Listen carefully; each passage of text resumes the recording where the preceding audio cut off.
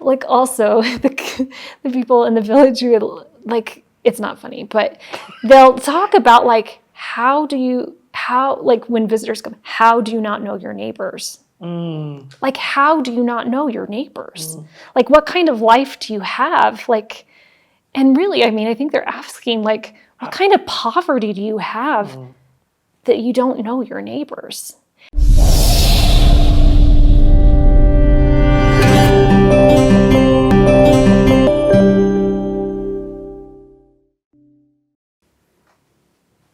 Julie, you were saying?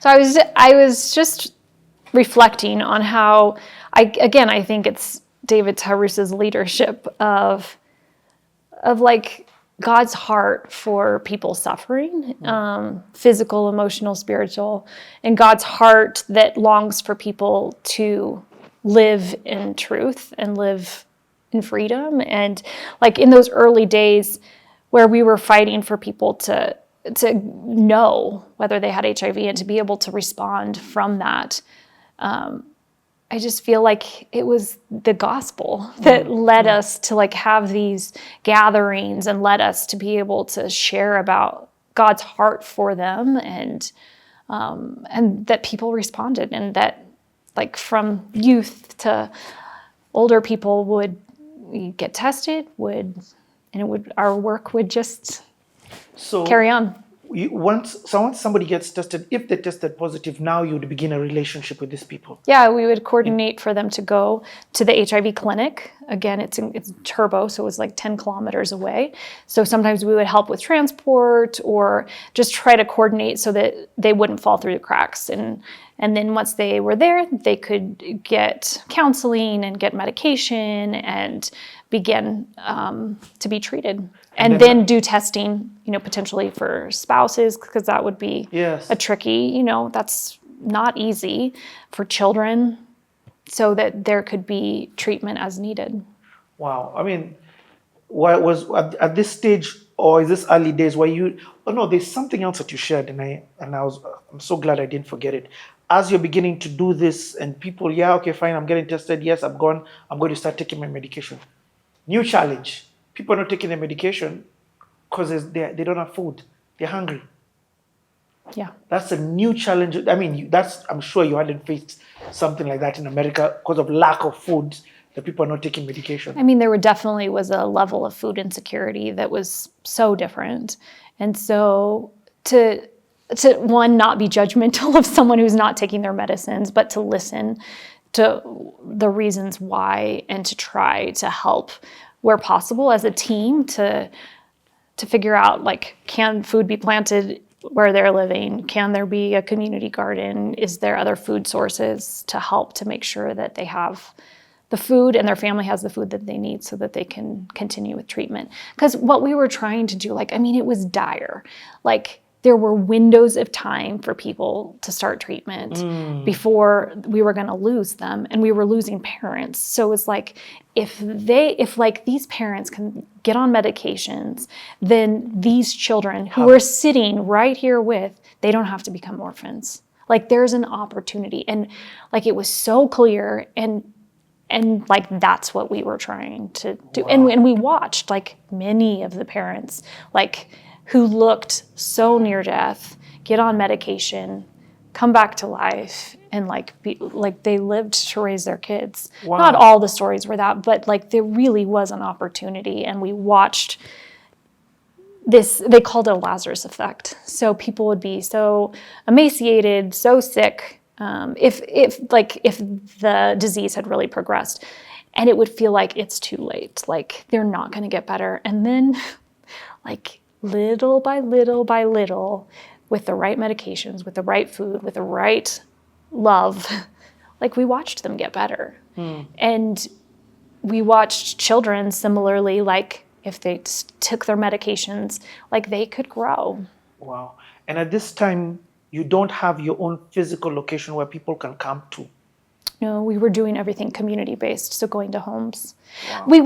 We could gather in the community at certain, like, spaces under the tree in this like little building, but we, for the most part, like, we were moving to the community. Okay, on another aspect of life, what's I mean, you've started a whole new life.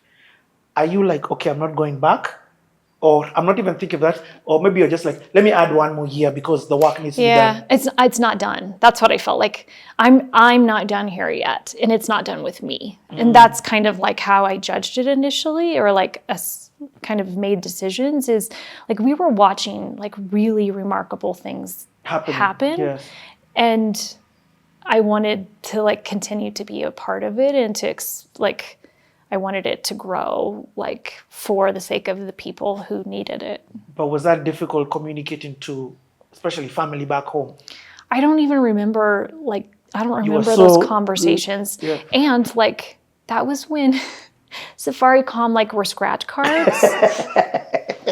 And like to call the US. Yeah, exactly. Hi. And then it would like beep and it's done. You're like, oh, it wasn't done. Like it was 2 minutes for like 250 shillings or something like that. It was like, it was so fast, but it would be like, I just needed to hear your voice. And then like it was the long delay. So communication There was no FaceTime. There was no FaceTime. Or WhatsApp call. There was nothing like that. And we're laughing about this off camera, but I need to bring it in. From 25, you are not an American in States. You are a Kenyan or American in the boondoes of Kenya. So David used to say that Alice and I were American Africans. I'm like, when Facebook is coming, you have no idea. Well, because and Wi-Fi. one of our friends does say it this way, like at some point you become kati. Like you no longer really fully fit in America, and you're still like not fully ever. I'm always going to be a white person living in Kenya. Yeah. You know, like I can belong, but I like always will have remnants of like I wasn't born here. Yeah. Like there's certain things that I might not ever fully understand. So there's like this middle ground that you begin to sit in where I know how to go back and forth and I do it, and I think there's a grace in doing it, but like I don't ever fully fit anywhere. Yeah. I've interviewed Rebecca Dawn, Yeah. who's also been to here in Kenya for a while, and I completely understand what it is that you're saying, and even. And I think in Nairobi, I mean, I haven't lived there, so like it wouldn't be my experience. But I think there is an expat community, or even in Eldoret. Like there's a certain number of, people who are from America who've come and lived here.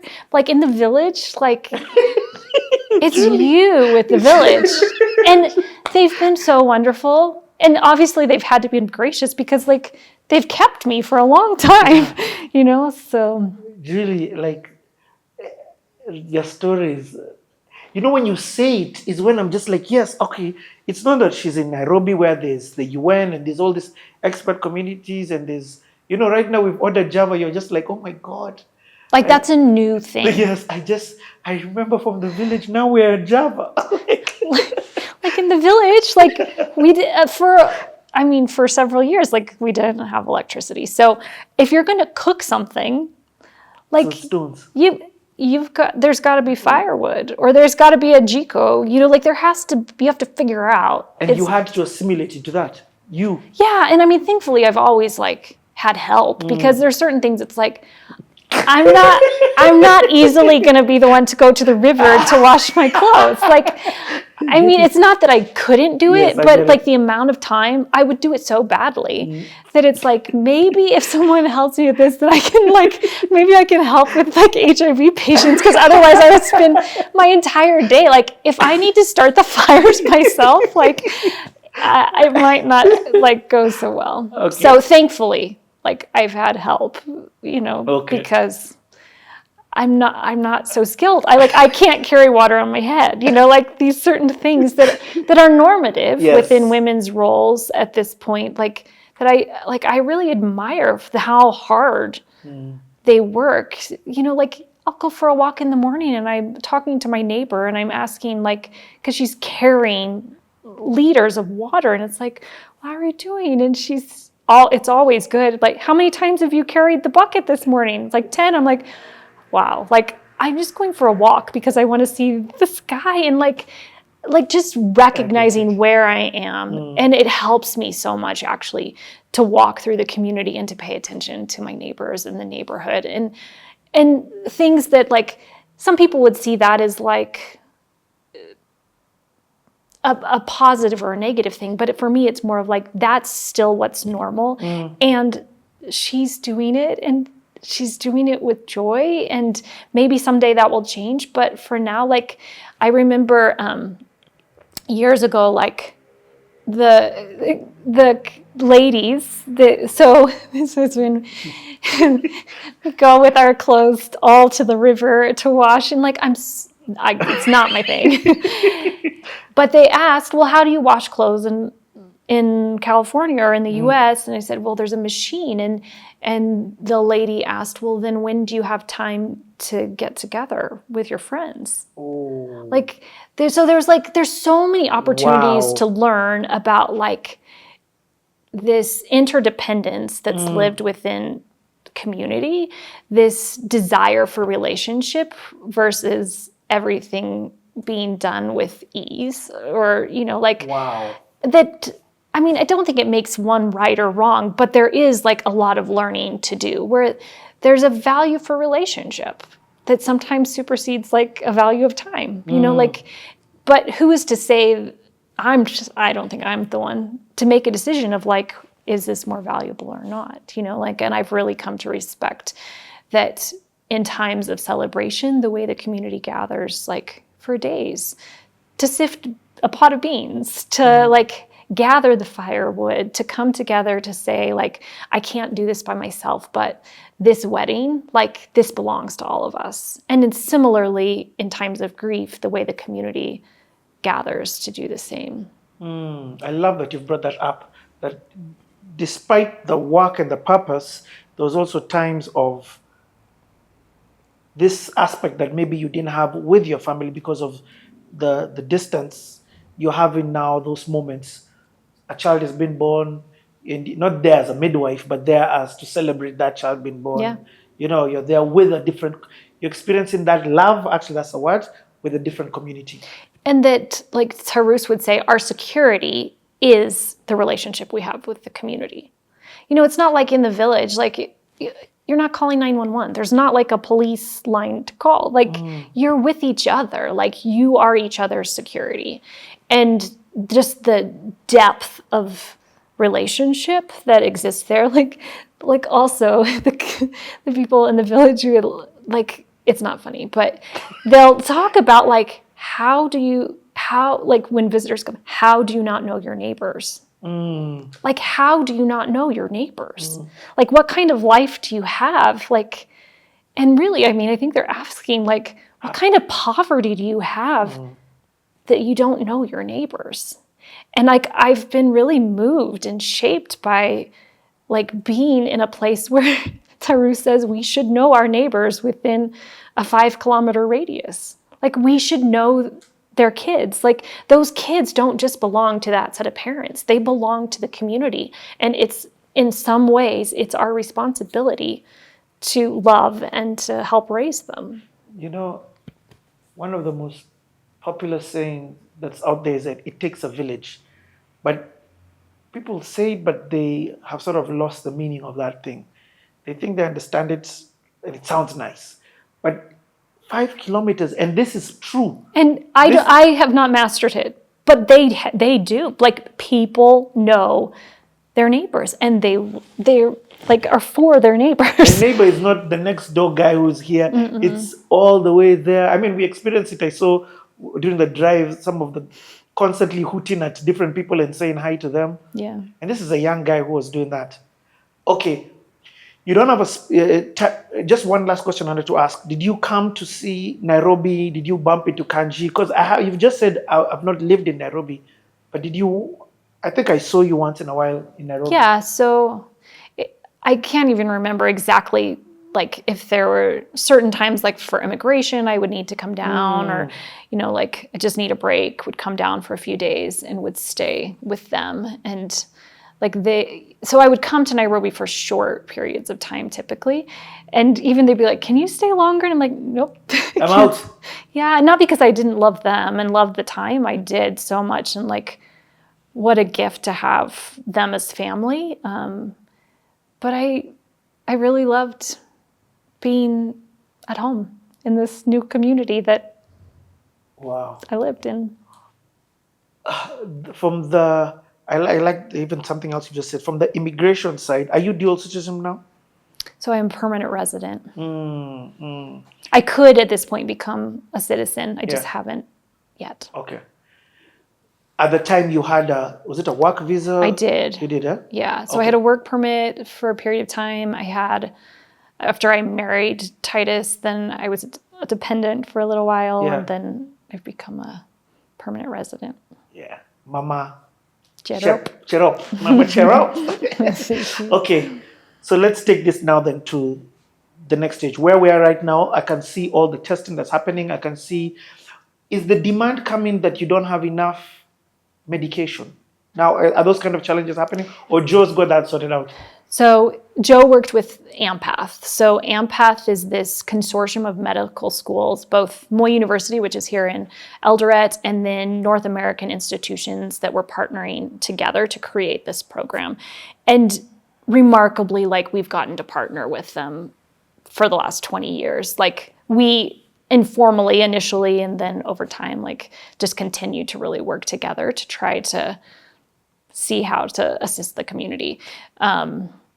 But the funding for that program primarily came from USAID and PEPFAR. Wow. So Wow. George Bush, the younger, in 2003, really a bipartisan support, which is very rare in US politics, like supported. And just for the sake, again, bipartisan means both parties coming together and agreeing. Both Democrats and Republicans came together to support this funding for global HIV.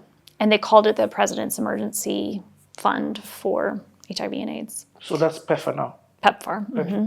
So it started in 2003 and continued until this last month. Okay. Let's enter that just now, just because you see you're on the ground. I know from the element of President Trump stopping the funding, the reasons is that there's a lot of wastage and all those things. While that may be true, on the other end, there's what you're saying. That you, and we like using this word in Kenya, kwa ground. Kwa ground means you on the ground. And qua ground. Good morning. So this is our outpatient care space. So we have, I can show you around. We have a space for observation, pharmacy. This is physical therapy. Wow. Okay. This is so this is a waiting area and then a couple of consultation rooms here. So this is the outpatient. It is. Now, when we started the hospice, we actually didn't have just a general outpatient. Yeah. This is something that the community in the last year has. Sorry. No. So this is something in the last year that the community has really, like, just shown up. Okay. And so we've What's always. on this side? On this side, we have finance, Okay. a space for meeting. I have an office here. And then we have our outreach, community outreach, which we call Tumaini na Afya. Okay. So Hope and Health is here. So I find it interesting. I'm not in this office as much as I used to be, but it's a space in between the hospice and the funeral home. And so to hear the sounds from both sides, the sounds of life as well as the sounds of those who are grieving. Wow. And to sit in the space and, like, to know that it's sacred, to know that, like, God is in the middle of all of this. We really hold that. Dearly. You were saying when you started the outpatient, when you started the space, the outpatient wasn't really. So we had physical therapy. Okay. We imagined more like our patients who needed maybe morphine or pain and symptom managements from more of the hospice side of things is who would come. But over the last year, the community has come and basically said, we want you to provide just general care. And so we listened to our neighbors and so are doing more of that at this point. Okay, let me ask some tough questions just to get a better understanding. I've seen people there. What does it look like financially from them? So this community varies. I mean, there are definitely people who are living on, 100 shillings a day or less, but even that may not be a cash flow, So it's like small scale farmers who are dependent upon whatever they were able to farm over the last year. Subsistence to eat. Yes. They eat literally the way we had some cassavas. Yes. Food. So a farm lot to of table. maize, and boga. That's staple. I mean, those are the staple foods, and that's what's eaten. There are others in this community who are teachers or have been able to get different employment. So there is a range. I think 20 years ago there was definitely less development than now. Like we've watched a lot of development. When I moved here, we didn't have electricity. We didn't have clean water sources. Yeah. So there's been a lot of growth over time in those areas. There's definitely people who are still struggling to survive from day to day. And, like we pray literal prayers for daily bread and somehow, God provides. Okay. So, but there's also the desire, like a deep desire from the leadership of this area is to watch people rise together. Like it's not that, if one person develops and one person gets a job that we feel satisfied with that. Like there's a deep longing for there to be health, for there to be education, for there to be enough food. Yeah. So for people to be able to survive from day to day. So a lot of the people who come probably wouldn't have health insurance. They wouldn't have. No one who would come, almost no one who would come here would have health. Apart from, I would say even in HIF, there would be very few that would have it. Yes. So would you still serve them? Yeah. Okay. Yeah. So for our outpatient, we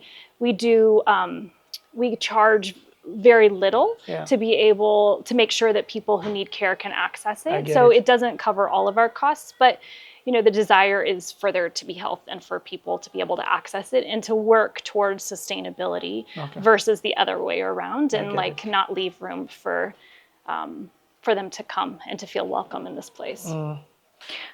It's funny. You talked about being in this space and hearing both worlds. When we came in, there was singing and dancing on this side. They singing and dancing again on this other side, but you can tell the tone it's different. This is grieving. One was sort of celebratory.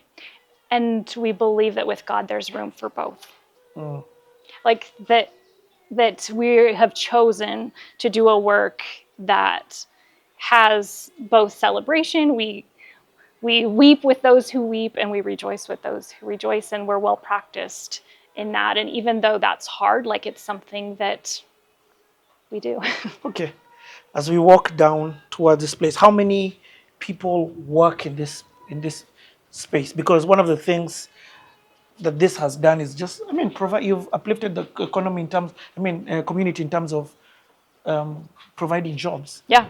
So we have 60 full-time workers here.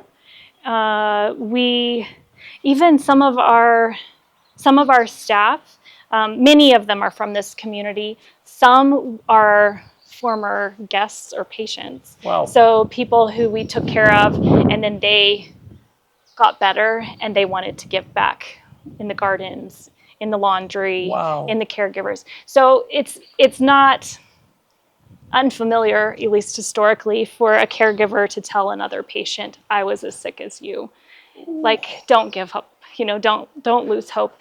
And for us to be able to have room, at times for someone to come and to be able to give back in the ways that they work here, it's been really a a surprising, unexpected thing, which is true of so much that we do. Like, I feel like so often that we think something might go this way, or that person's too sick, and then all of a sudden, like, with enough time, with enough love, with enough attention, there are people that we watch come back to life, and then that gives you an experience that as the next person comes in and they're also too sick, that maybe that's not the end of their story. And I think that practice has, like, it's within us.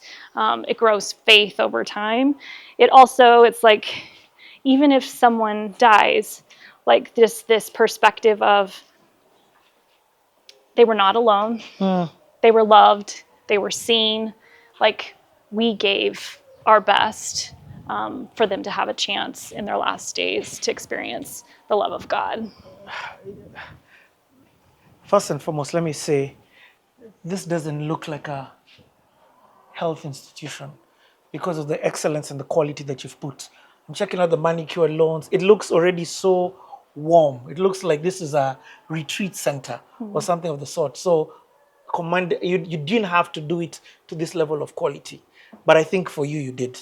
So Because excellence, I was going to go there. excellence is a part of compassion. Like, it's not enough to get leftovers. Excellence is a part of compassion. I like that. And there are resources we don't have. There are definitely resources we don't have. But what we can do, can we do it well? Can we take care of the lawns? Can we make sure the hospital's clean? Can we, if we're going to feed a meal, can we do it with love and compassion? Like, all of that is like, that's within our reach. Can we be hospitable? Can we welcome? Like, those are the things that I feel like we continue to practice. First and foremost, when I'm talking about excellence, look at that. That's cabro. You know what I mean? When I talk about the small details of what you didn't have to do, because that's expensive, that's added cost. But there's a way that it's making the place feel, if I was a patient, that sort of is life-giving. But I would also add to that, is that money alone doesn't build this. Like, you need money to put Cabro, but, like, you need the vision. You need to have, what is your intention? And if love is in details, then can we invest in this, not just so that it looks more elite or it looks better, but, like, how does that communicate to the patients and families that you have come to a place where you are welcome and going to be cared for? And again, like, we can't do it in all things, but where we can, like, we feel like we just want to do well. I feel like you've definitely, which I love. Somebody watching this wouldn't know where we are. Yeah. If I could put a drone up and zoom, you'd be shocked about the location of this place in contrast to the environment that we're around. What's this all about? This I think the second thing that you said. Yeah. So the vision of Living Room is to be a community of compassion. This is not any one of us. This is a community built on excellence, love, doing the best we can with what we have.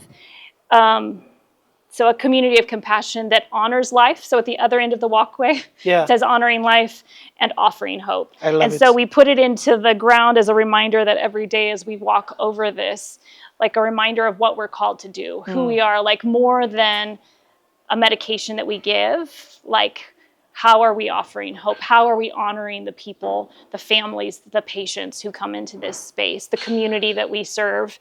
And, like, hope is a theology. Hope, it's a hope theology. is strong with you guys. Huh? It's a waiting. It's an aching. It's something that we long for that's not yet here. It's this belief that its success is not if someone is totally healed and goes back to the community. We long for that. We pray for that. But our hope is beyond that. Like, we believe in a God where even if life ends, that is not failure. It's not failure for us to love someone and to experience them leave this earth. So I feel like really privileged to work with a team. I mean, it's all Kenyan led, it's all Kenyan run, and they've welcomed me to be a part of doing this work and leading this work, but it's all like the 60 here, the the 200 at our other location, like they're all Kenyans, and they get to live out this offering hope in the middle of really hard things. Okay. So what then determines, we're going to enter this other section. I want us to come in, but then what determines, walk us through. Actually, you know what? Let's take a quick second break, then we're coming back to this.